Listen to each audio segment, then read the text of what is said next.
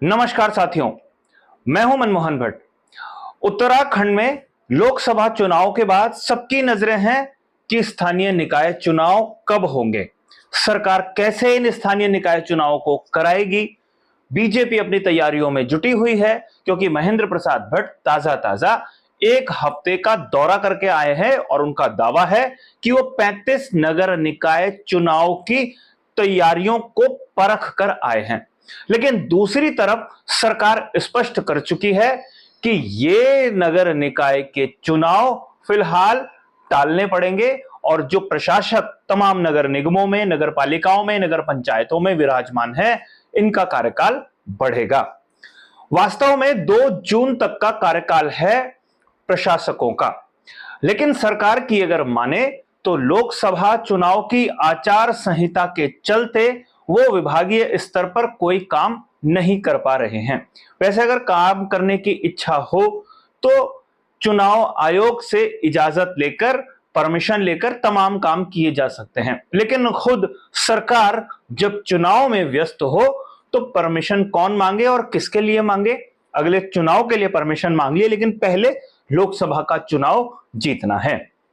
और लोकसभा चुनाव में मुख्यमंत्री पुष्कर सिंह धामी पूरे देश भर के अलग अलग हिस्सों में प्रचार करने के लिए पहुंच रहे हैं, जहां उनको बुलाया जा रहा है या बीजेपी ने जहां जहां उनको तैनाती दी है काम करने के लिए कि यहां पर आप प्रचार कीजिए।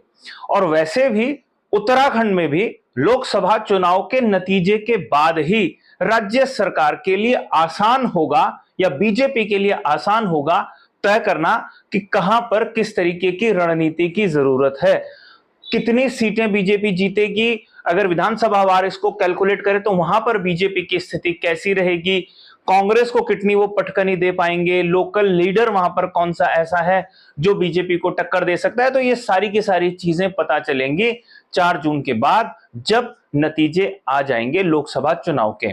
और उत्तराखंड में आचार संहिता उसके बाद ही खत्म होगी, लगभग 6 जून को खत्म होगी। उसके बाद आरक्षण का मुद्दा होता है कि कितने वार्ड आरक्षित होंगे, कौन कौन से मेयर, कौन कौन सी नगर पालिकाएं, कौन कौन सी पंचायतें आरक्षित होंगी, वो एससी की कैटेगरी में जाएंगे या कहां ओबीसी होगा, कहां एसटी होगा, कहां महिला सीट होगी।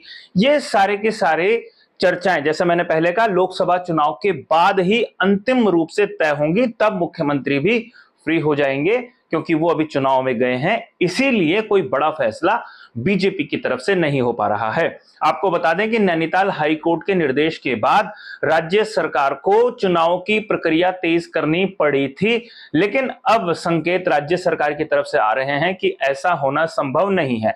अगर 4-5 जून के बाद आचार संहिता खत्म होती है तो भी जुलाई और अगस्त में चुनाव कराना आसान नहीं होता, क्योंकि उत्तराखंड में उस समय मानसून सक्रिय होता है और पहाड़ी क्षेत्रों में कई बार दूसरे तरीके के हालात बन जाते हैं, इसलिए वहां पर संभव नहीं होता। और जो मैदानी क्षेत्र है वहां पर जल भराव की भी समस्या होती है, इसलिए वहां पर भी कई जगह ये समस्या होगी, इसलिए उस समय भी चुनाव कराना आसान नहीं होगा राज्य सरकार के लिए। और उसके बाद सितंबर तक की ये स्थिति होती है, तो ऐसा मानकर चला जा रहा है कि जो स्थानीय निकाय चुनाव होंगे वो अक्टूबर के आसपास जाकर कहीं होंगे। तब ही नए जो निर्वाचित सदस्य हैं, नया जो बोर्ड है वो तैयार हो पाएगा राज्य के अलग अलग क्षेत्रों में, नगर निगमों में, नगर पालिकाओं में, नगर पंचायतों में।